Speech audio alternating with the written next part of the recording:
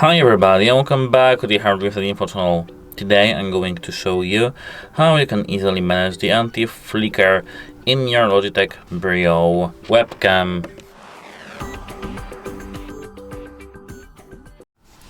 Here we are now in the Logitech application, and here we have to click on the image adjustments, and the second option here is image anti-flicker. Adjust the anti-flicker setting to correspond with the power line frequency in your area to minimize flickering in this video footage.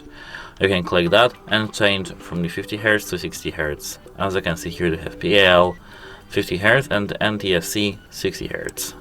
You just have to click on the option to change. That's it, how it helps you, and have a nice day. Goodbye!